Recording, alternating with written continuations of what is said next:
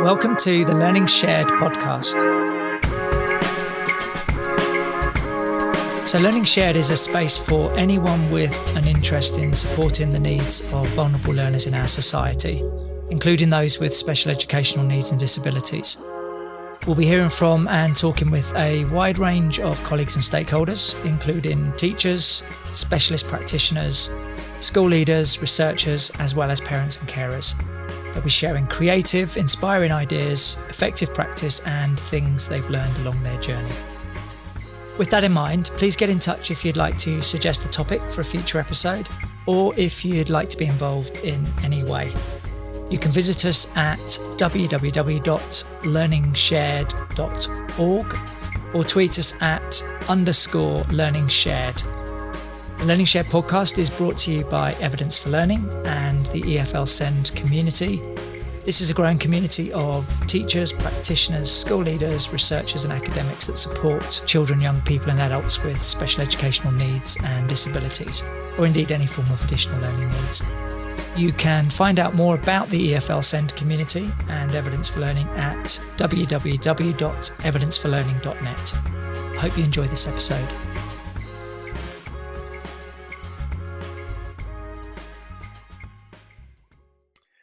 Welcome back to the second part of this podcast in the LearningShared series from Evidence for Learning. We are discussing engagement, and we're following and building on the original podcast recorded by Bev Cockbill and myself on everything you need to know about engagement. We have with us today 6 fantastic practitioners from all sectors in education who are now going to share with us some of their thinking in response to a question we've posed to them prior to this recording, which is asking them to share a current or a recent innovation around engagement in the school, the setting, or the organisation they find themselves working for and with. And I'm going to invite our first contribution from Ali Erskine, the head of school at Whitfield, Aspen in Dover, Kent. Ali. Oh, thank you, Barry. About 2 years ago, actually, we were using the initial kind of research engagement model with our children with the most complex learning needs. And there was a real buzz within our school about the conversations that were coming from that. The teaching assistants were really enthused about being involved. And it was really great. And the joy about our school is that it is a fully inclusive school for children with profound complex needs, and they are learning alongside children, mainstream children.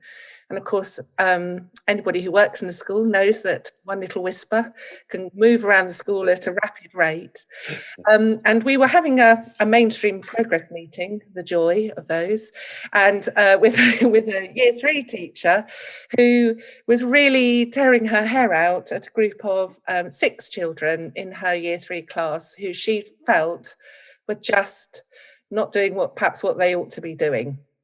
And she was frustrated and she was at a bit of a loss. She had tried precision teaching within an inch of those poor children's lives and had found that it made absolutely no difference to their progress at all. And so she was open to suggestions, which was great. And I suggested that perhaps she should talk to the teacher of the children with the most complex needs in the school about engagement. And as a result of that, actually, something really, truly exciting happened, and that has set the tone of engagement throughout the whole of the school. So it was kind of the starting point for us. So she did actually go and speak to the teacher of the group with the most complex needs. And as a result of that, we were able to put in an additional teacher for 1 morning a week. That is actually financially what it cost us. And this teacher took this group of children out into the forest school that we were lucky enough to have. It's not, amazing, but it is a fabulous, rough space, really. And the teaching assistant went with her, and they were armed with the Evidence for Learning app as a way of recording everything that they were doing. And she started off, but the very first thing she did was she started off by asking the children to play hide and seek. And in that, she learnt more about engagement than anything else. And none of those children had the persistence to count to 20. None of them really initiated looking for each other. None of them were particularly curious about where anybody else was. That actually became our baseline. And as a result, she created some really exciting opportunities for the children that involved, cooking over an open fire and whatever. But hide and seek became a bit of an indicator about where those children were. And by the July, actually, they were counting in 2s and in 5s and backwards from 20, 30, 40. And they were spending quite a long time looking for each other, which made a great change, actually. So the teaching assistant would then follow on the work on a Tuesday, Wednesday, Thursday. And she was actually in the school and would come and sort of summarise on a Friday. And there was a lot of videoing that went on using the Evidence for Learning app. And the children actually became involved themselves. It was a great tool for recall for those children, as much as providing us evidence, really, in what was actually happening. So that's where our mainstream engagement story really started, with that little group. That's just the most wonderful example. I can just see everybody going away and universal application of hide and seek. Bev, what was your response to Ali's illustration there? Hi, Ali. Nice to see you. That sounds so positive, doesn't it? I'm just wondering, she was able to do the recall with the children and show all the evidence for them to reflect on their learning. How has she disseminated it to the school in any way? Yeah, she did. Well, actually, it was quite what I sort of didn't go on to say is that on a Tuesday, then she planned some literacy activities for the children. On a Wednesday, maths activities, all based on remembering what they'd done. So if they were making mud pies, the Tuesday, they would look at the video on a Tuesday, and then they would write down the ingredients for their mud pies. That kind of thing that was going on. And I have to say, initially, I think the teacher was, a little bit sceptical, possibly. I hope if she listens to this that she will agree with that. But actually what she noticed initially was that the children were not doing that constant hands up thing, hands up in the afternoon. And she noticed that as a group, they worked much better together. So it had a really positive impact within the class. Now, of course, as soon as the teacher sees that, they start to talk to colleagues about that. And once again, it kind of wants to get added to the narrative engagement that is kind of ongoing through our school. Yeah, it's interesting, isn't it, when school staff see their own pupils, rather than seeing slides of others, that's when they're hooked in. Definitely. And she works next door to another Year 3 teacher who was like going, I'd like to try some of that as well. So that's, if something works, it takes off, doesn't it? It does. Thank you. Thank you, Ali. Any other member of our panel got a comment they'd like to share? I'll take one more comment. If I may, Barry, what I just loved about Ali's particular example there was the use of physical activity to help really bring engagement to life. Now, clearly, as somebody who works for a sports physical activity charity, the ways that schools can bring in and embrace those activities, but using it to teach, wonderful skills, whether that's numeracy in terms of how to count, or as you say, just broader engagement, exploration, creativity. I think in often a pressurized curriculum and school days, sometimes our practitioners reach out and say, how can I offer these opportunities and really embrace the importance of being physically active, which, as we know, helps with well-being. You've just highlighted a wonderful example of how you can incorporate that into daily, everyday classroom practice. Oh, lovely points. Thank you. I could just feel your overexcitement coming through the ether, Vicky, as Ali was speaking. So thank you for that. Thank you, Ali, very much. I'm going to move on now to our colleague Gemma Alldritt from Baxter College in Kidderminster. Gemma, tell us about your innovation. Yeah, so our innovation is very much in its infancy at the moment, although a lot of the back work has been sort of put into play. It's in its infancy because we are going to be using the engagement model as a lens, and I'm targeting really specific children that have come back feeling or showing that vulnerability that we described earlier. The process is entitled or called Engaging the Disengaged. And we have trained a team of staff to go around school and focus on these children, very much with them being at the heart of what we're observing, but using the lens of engagement to focus on what is making them tick, what is switching them on, how is this happening, where is this happening. The process is going to then formulate an action plan and more importantly, I suppose, a learning conversation with the children to really make them at the heart of what they are doing. We want to see what's making them partially engaged and then move into sustained engagement. The children that we've actually selected, although this was quite a difficult process because of the colossal acknowledgement of how much this pandemic has impacted our kids, has been quite interesting, and we've very much allowed it to be them at the centre of this, and almost to make them feel special for having this intervention planned within the mainstream environment. We want their learning to be sustainable, as we've already explained. We don't want them to become the lost learners. So it's a strategy to support and build evidence around what they're doing, which will turn into action. So the long-term intention now that the staff are trained is to go out and do a series of observations on lessons that the pupils cite as being areas that they enjoy, that they feel engaged in, that they feel part of. Then at the very back system, we're going to use that to create a plan that's going to be shared with staff and then shared into the bigger community. I also feel that there's a real avenue there to possibly address areas of curriculum development and just sort of really share this research and make it really evident with everyone within the school community. Gemma, that's just a wonderful initiative. I can't tell you how that warms my heart knowing that you're speaking from a secondary school perspective. So, Bev, what was your response there?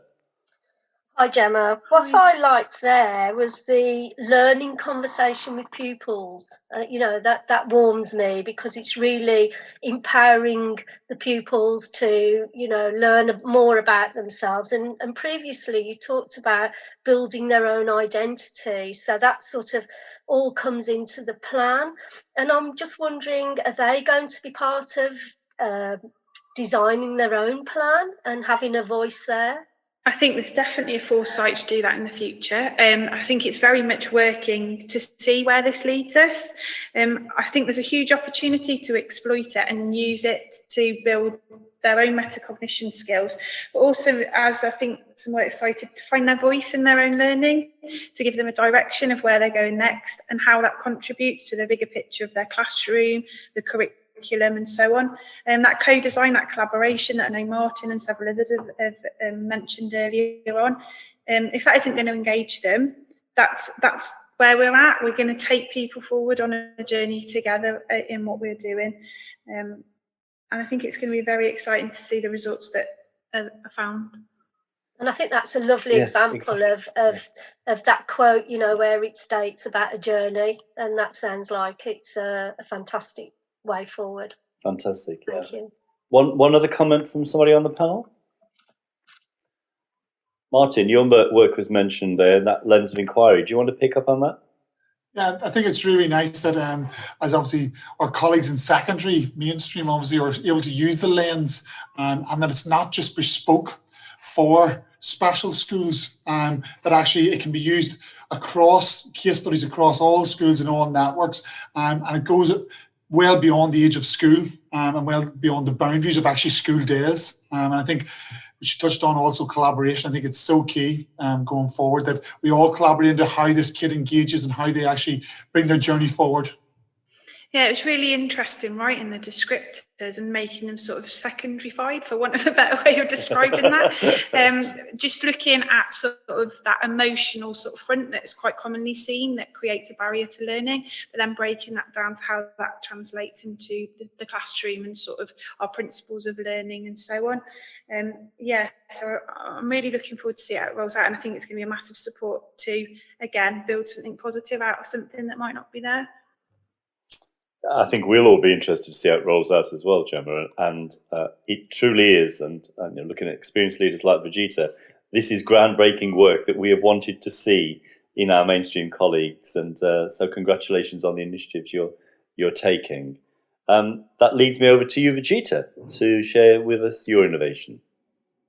Right, so Swiss Cottage, we're an all-through special school, so 260 pupils aged 2 to 19 and with the complex needs designation. So sitting in the backdrop of it is work that we've done to embed a professional learning community so that we can authentically live our culture, which is a learning culture as a school and organization.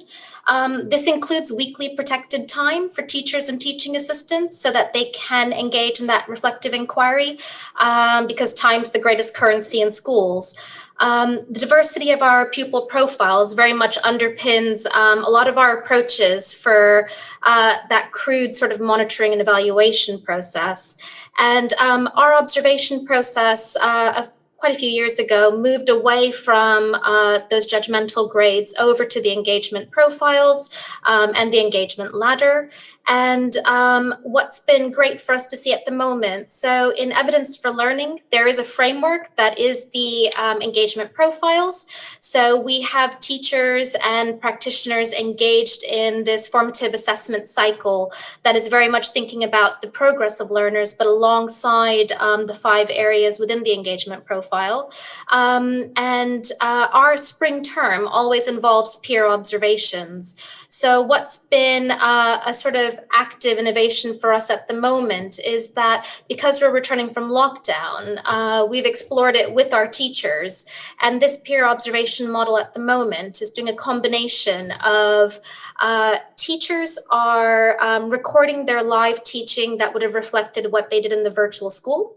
They're then in a peer observation conversation as a triad, but they're also placing that Evidence for Learning journal at the heart of it so that they're experiencing that triangulation process. And what's fantastic and quite exciting from it is that when we're thinking about the quality assurance of our virtual school, from last March, the scaffold for that was questions linked to the 5 areas of the engagement profile. So actually what we've got teachers actively sort of engaged in at the moment themselves is exploring their practice as a group across a pathway, but not only thinking about the pupils' engagement, but what this is for their pedagogical approaches, because there's a lot of learning for us to take on board in terms of what we've learned through this lockdown and remote education sort of phase. I think the exciting thing for us is that when we think about quality assurance and how we're trying to reflect the impact of our virtual school, actually a lot of that is shaped by the perspective of the teachers during this phase as well, and then what the parents have fed back in terms of those reflective questions that have scaffolded that sort of virtual school offer. So as we're returning from lockdown, actually the most important thing is the reflective inquiry is bridging across the changed mediums. And so it's an innovation that actually has had zero cost to it, but probably the greatest impact for us, because what we will consider for those next steps, we would see it as 100% of our pupils, but also our staff impacted in some way by the pandemic. Some of it is very evident, other elements are very invisible. How are we putting into a place a system that is allowing us to make sure that it's a very personalized understanding and reflection of what that journey is, because we are such a large school? Thank you, Vijita. Goodness, Bev, what's your thoughts there? There's so much in that. Yes, there is. Just picking up on the peer observations model, I mean, that's a fantastic innovation. That's something I'd like to take back to my school.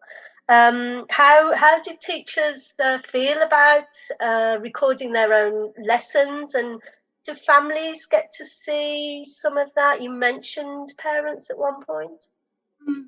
It's been really interesting because teachers have said actually what's happened during virtual school is they've got an audience in the classroom.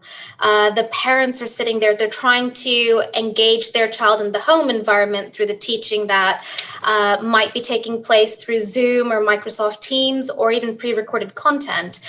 So what's interesting is actually there's a parental perspective coming into this on their observations. They're learning what pedagogical approaches could be.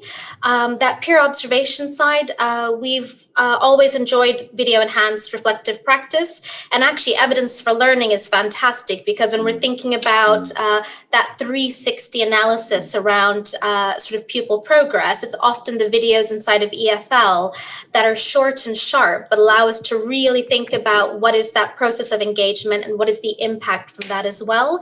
So the peer observation has naturally followed from that as well. I think this just expands, great collaboration with families. It's fabulous. Excellent. Anybody else on the panel got a comment that they'd like to share? Gemma? I think just the value of peer collaboration. If we think about it, it's the practice we'd want emulated in our classrooms, but when it becomes part of CPD and becomes inherent in school, as you discussed, it's just got such a power, and it becomes really exciting to be involved in because it shapes and brings buy-in from all members of the staff community, which is just magical when it works. Thank you, Gemma. That's great. Thank you, Vijita. Can we move on now then, please, to Vicky Wells? What's your innovation, Vicky? Yes, thank you, Barry. And I guess my innovation has been really inspired by a whole range of sources and conversation. And that's the concept of sport sanctuaries. And it really stemmed from I guess, my reflection on what is the role sport and physical activity and play. How can that help support our young people recover in terms of an active recovery from COVID-19 and the pandemic, but also considering their engagement within the classroom from all the kind of drawing on the insight we've heard already this morning. It stems very much and draws upon the levers within the original think piece, the recovery curriculum from yourself, Barry, and Matthew. And it landed at a time when there was also lots of insight that was coming through from Ofsted reports around mental health erosion in young people, the loss of physical stamina for children, young people, the fact that for some young people they have thrived over this period around being able to self-pace, self-regulate, take breaks when they needed to from their virtual learning. And it also links with Sport England's Active Lives data came out quite recently, and it really referenced the fact that the lower the child's physical activity levels, the more likely they are to feel unhappy, lonely, and really perhaps not feeling as confident either. So against all of that, I started to really scope out, well, what could the role be of sport and physical activity in this conversation? When we think about the word sanctuary, everyone will have their own definition, their interpretation of what a sanctuary is. And I love to start conversations, particularly with whether that be practitioners in schools or even young people, around where is your sanctuary and what does the word sanctuary mean to you? The Oxford definition is the word sanctuary is a safe space. So I started to just apply a lens in terms of, well, if we looked at a sports sanctuary, for some young people and practitioners as well, indeed, that space might be somewhere where it just instills a sense of calm. So if we think about perhaps our sensory and nurture room type activities, things that will help calm our young people in terms of just addressing the balance to be able to just relax and alleviate any worries or concerns before going back into the classroom or activity ready to learn. But it also might be an activity. And we've heard some wonderful examples. Again, as I've mentioned at the start, I have the privilege of working across the country around just hearing different ways how schools are using this innovation to best meet the needs of their pupils, their learners, and their school communities. So actually, when we start talking about the concept of a sports sanctuary, it might actually be an activity that young people can take away and go and do to either calm and manage some of those emotions, but equally awaken some of our young people. We've had some wonderful examples from the secondary space. I know Gemma's touched on these around for some young people where perhaps they've returned back to their classrooms overwhelmed by all the sensory experiences they're now facing, whether that be the smell of hand sanitizers, the noise of busy classrooms, the tape that restricts where they can and can't walk. All of these things can bubble up to a point where for some pupils, they might exhibit then that feeling of overwhelmness in quite a negative way. And we've heard lots in terms of behaviour sometimes for teachers sharing that kind of, how young people have returned back to us. So wouldn't it be wonderful that perhaps in a maths lesson, there's 20 minutes of teaching, but then when that young person starts to feel quite overwhelmed, they can almost remove themselves from that situation just for a couple of moments, go and do an activity that might stimulate the proprioceptive or your vestibular senses to help either awaken or calm your emotions, to then return back to the classroom, ready, willing, engaged to learn. And that's where I think this innovation has come from, in terms of schools taking this as a way of a physical space or actually an activity that may help calm or awaken their learners. Fantastic, Vicky, and I'm so excited to see how that's going to roll out more and more. There's been lots of people reading your think piece, and I know it's influenced in practice. Bev, what was your response to that? Yeah, hi Vicky. It's something that we do tend to advise, schools to chunk the pupils' learning and go out and do something. So that really resonates with myself. And I like the idea of looking at a more sports sort of sanctuary. I think that's a fantastic heading. What made me think back is that Tina Ray has lots of different boxes, resource boxes, and it's something that maybe, I don't know, the sports could look at, having a similar resource so that you've got ideas ready. Is that something that you're thinking of preparing, or? Yeah, you're absolutely right, Bev, and certainly the conversations we've had with Dr. Tina Ray, just some of the wonderful resources that she has and schools engage with. I definitely think the more that this is being discussed and shared, and certainly involving young people in terms of what does their sports sanctuary look like, is certainly something that schools have started to share that would be helpful for either visual aids in terms of some of those communication tools to open up the conversation, as well as providing a whole array of either resources or sensory circuits, for example, or guides or ideas, as well as actual equipment to help stimulate those thoughts and experiences for young people. So it's definitely something that I think has started to gain some traction, and I think the more schools start to consider and maybe, if we ask the question, where is that sanctuary, where is that sports sanctuary in your school? Yeah. If a child came to you as a teacher and asked that, what would you say? And I think any resource that we can help to support practitioners in responding to that is certainly something we will be looking at. Fantastic. Look forward to that rolling out. Thank you. And Ali, I know this is something you've been thinking around at Whitfield Aspen. Do you want to share a comment with Vicky? Vicky, I'd love to get a long conversation with you. I think I love the terminology sports sanctuary. I mean, we kind of underpin a lot of those breaks kind of linked to sensory, and it kind of almost narrows that thinking right down to children who have sensory needs rather than any child who just needs to move and be, and finding a place to do that. We've actually asked a dance team to come into our school, and they're working really closely with some of our children who find it the hardest to move actually in the school, confidence, and they're working with our children with the most complex physical difficulties as well, because yes, it's the evidence is there to see when a child is moving, and really exciting. And that could be described as a sanctuary moment almost. Absolutely. Yeah. And actually what confidants do is they work, they come in, and the idea is to work with those children. Those children all have one-to-one support for fairly obvious reasons. But in fact, they always start by working with the staff, because I think they feel that the staff are so tense that if they can relax the staff, and they do, so it's great. I've got a new word now, new terminology. That's fantastic. Thank you, Ali. Thank you, Vicky, too. Cheryl, can I invite you to share your innovation with us?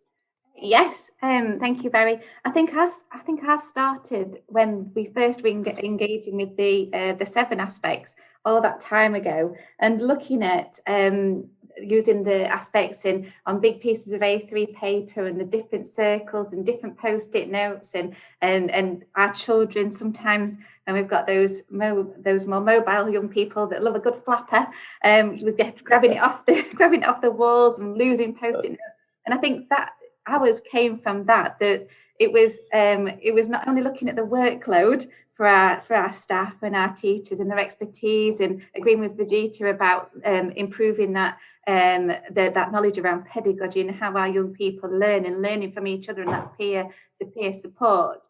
But we also so for me it was all about, right, this workload and gathering all this evidence, there's got to be an easier way here.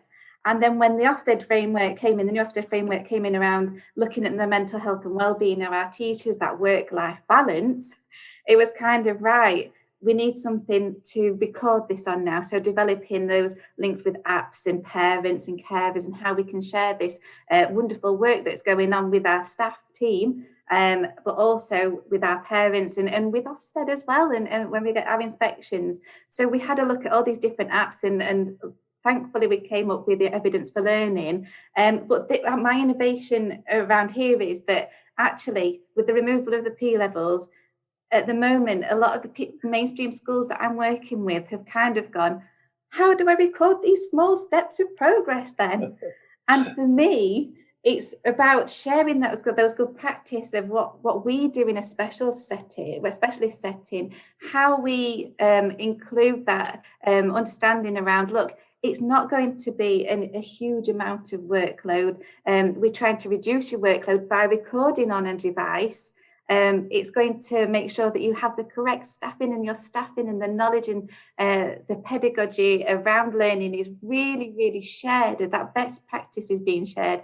And also a lot of colleagues in mainstream school and secondary schools and in all types of settings, they always go, time, I haven't got time. When actually, if you're using a device and they've already got the engagement model on there, the profiles on there, it doesn't matter if how small those steps are, you can still use this and record those smaller steps and really home in on progress and what they're actually making. And again, reducing that workload, reducing the anxiety levels around, what if I don't get it done? So really, I think that's our innovation and sharing it, our best practice with mainstream. Fantastic. Bev, I'm going to ask you to respond, but I know which panel member I want to comment on this. Vijita, I know this will be resonating with you, and I could see you nodding rapidly there. So after Bev's given her response, and Vijita, I'd love to hear a comment from you, please. Bev. Hi, Cheryl. Yes, and I was actually going to quote Vijita because you've mentioned, Vijita, that staff, becoming rigid and needing to take ownership of what they're actually seeing and so on. And you've just described that. Are staff now a little less anxious? Do they feel that the disappearance, shall we say, of P levels is okay now? Because I've also witnessed staff, so worried about P levels disappearing and think so. Ownership. Yeah, I think so, Beth, from a specialist point of view, but I think from a mainstream point of view, they're at the beginning or near enough, they're just starting to understand how to capture those small steps and understanding that actually there's got to be a way that that's not going to cost them a fortune, and it's going to be purposeful and meaningful for both their children and their colleagues that they're working with. And I think I refer to what Ali said, we've got to get it right. And we've got to make sure that these children that we're working with, all children that we're working with, that sometimes it can appear that they're not making progress, and that can really worry. But everybody that's involved with that young person, but actually they are making progress. It's our job to make sure that is shown and that is shared. I think it's that understanding of the lens that we've talked about, just a different way, a different approach that practitioners need to understand. Yeah, we will get there. We will get there. We will get there. We will. Vijita. It's personally inspiring to hear what you've done, Cheryl, as well, because I know it's that much more complex trying to push for that type of change in the mainstream sector. I think special schools have always had more freedom to bring what they feel needs to go into place. But what resonates for me is hearing what you're describing is just the fact that your decision making was based off of, I want workload balance. I want to promote the well-being of my staff. If they have that balance, then actually their engagement with their own role is going to be that much more empowered. And you're describing how they're gaining professional agency through a system change, which is fantastic because it can only benefit the pupils because the change that's going to be in place in their classrooms is going to have just such an impact. Yeah, fantastic. That's wonderful. That's great. I'm so excited about how there's a connection between each of our speakers in ways we couldn't have planned because you've never ever met before as a group. So whilst you had a common theme around engagement, it's the other levels of practice that are also emerging. And I just am so impressed with the contributions each and every one of you are making, which puts no pressure, of course, on you, Martin McKenna, to bring up the rear, as it were. Thank you, Barry, very much. Yeah, no, totally. Our innovation this year for us really has been the capture of evidence outside the classrooms. I'm really talking about what Victoria said, looking and capturing learning through video, using evidence for learning, not just within classrooms, but actually in the community, in the football pitch, in or outdoor learning. We have one example of which we continue to sort of assess within school and talk about. We've one pupil who is non-verbal within classrooms, but when you take him in the swimming pool, his verbal sort of noises, etc., fully increase. He wants to communicate, and there's such a difference in his outgoing sort of appearance and his want to engage. This collecting the video and be able to share this with not just parents who've never seen him in a swimming pool, but also his OT, speech and language, etc. We're just enlightening really not only our staff, but the whole family and the community around these pupils to really improve engagement. And for me, this sort of ability through evidence for learning to focus on and share these resources at a click of a button has just been fundamentally completely different for this school. We haven't previously ever used any sort of video and technology, but going forward, we've been sort of breaking all the boundaries with regards to filming. Every time we have any session, there's an iPad set up. And what has been lovely, sort of touching on what Vijita, etc., said, is we've started using that to upskill staff and actually starting to break down on the back of your own training bar when you came and did an inset for us, was to really start to explore what are we seeing in these videos? What are staff teams looking for, and how do we reflect on the evidence captured, and what does engagement look like for this pupil as opposed to this pupil? And we started off, as I say, without the profiles and really just doing case studies and creating a story around the pupils. And from that, we've then drawn it out through the different areas and lenses of the engagement profile. So we've started at the start just capturing evidence, watching the videos, and then as a team reflecting on and pulling out through the different lenses, what are we seeing? Once staff felt comfortable that they understood the process. So I think that's been really, really revolutionary for me as a new head and for this school, and really just sharing that good practice. That's fascinating, Monica, because you're co-constructing the learning story there. Bev, what do you think? I think from what you're saying, does it now allow school leaders within your school to develop, promote that personalised learning approach that's needed, and focus possibly on designing your own training within schools? So you're already talking about case studies and taking it from there. Do you feel there's more collaboration going on and understanding of personalised learning? Yeah, without doubt. I think even our learning walks this year, we're all focused on engagement. There wasn't anything else. Engagement was our key focus, and how to develop engagement and really working on relationships. I think relationships is key. Yes. Within everything we do within school, it's all about relationships and feeling comfortable with your class team and sharing them, because without trial and error, we actually don't know what works and what doesn't. And there's nothing better than sitting down. We do reflection at the end of every day, but on a Thursday we have that long hour reflection, and it's lovely to sit down and the videos are filmed. There is some comical moments, but it's as a group being able to sit back and go, do you know what? Before that comical moment, there was an unbelievable piece of engagement where the kid has maybe made that eye contact or maybe said this to another people, and that social engagement, etc. So as I say, that co-construction that we're starting to do and it's starting to bring to the SLT, which we will share, has been fantastic. We're still in the infancy. As I say, it's my first years ahead, so we are still developing that good practice and that shared practice. Unfortunately, it's been sort of hampered by COVID, but we're definitely getting there. And one of the things that I would just say was unbelievable practice really for engagement was overusing the app and using engagement. We've had some of our teachers over the last term during homeschooling, upskilling parents on how to read, how to engage pupils, and how to do different processes in school, but also replicate at home. And that dialogue between both parents and school about engagement has just been fascinating. Yeah, it sounds like good relationships both in school and with families. So fantastic. Yeah, I think that's key. I think that's the biggest key. And as we go back to is just sharing that script as to what works well here and what works well at home. And Cheryl, I know that training is a big part of your remit as well. Have you got a comment from Martin from that input?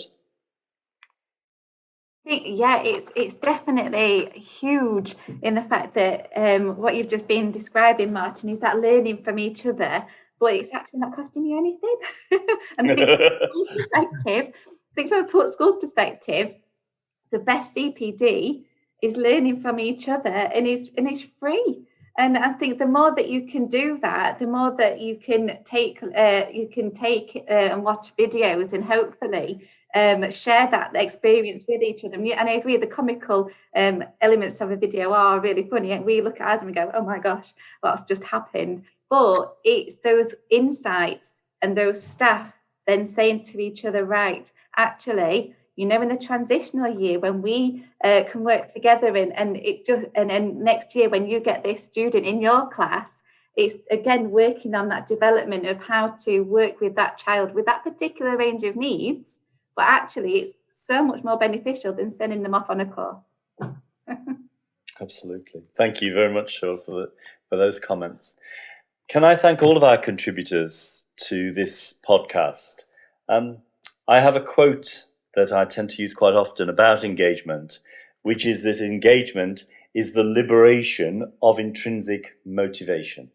Each one of our speakers today has powerfully illustrated how that is happening for them in their schools, in their organisations and in their settings. But most of all, how it is happening for the children, many of whom who've returned to this school system from a period away during the pandemic, during the multiple lockdowns, as disengaged learners or disenfranchised learners switched off from the curriculum that we normally offer, and how you're going through a process of co-constructing a meaningful and responsive curriculum built on the secure building blocks of engagement. And isn't it exciting that from this September, engagement will legitimately, statutorily, be part of our portfolio of assessment practice. But what you've shown us today is that there is a route called learning to walk with each and every one of our child.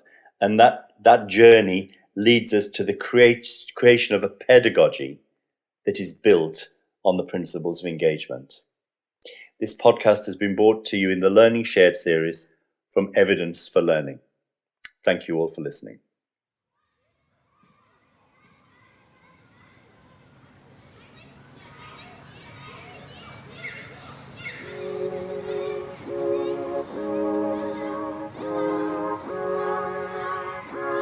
Thank you for listening. The homepage for the podcast is www.learningshared.org. Barry Carpenter's webpage is www.barrycarpentereducation.com, and you can email us at learningshared@theteachcloud.net or tweet us at _learningshared. Don't forget to subscribe so you don't miss an episode, and please do get in touch with feedback if you'd like to either suggest a topic for a future episode or if you'd like to be involved in any way. Finally, you're welcome to join the conversation via one of our online communities of practice. We've got groups on Facebook and LinkedIn, and details are on the LearningShared web pages. So for now, thanks again for listening. Stay safe and be well.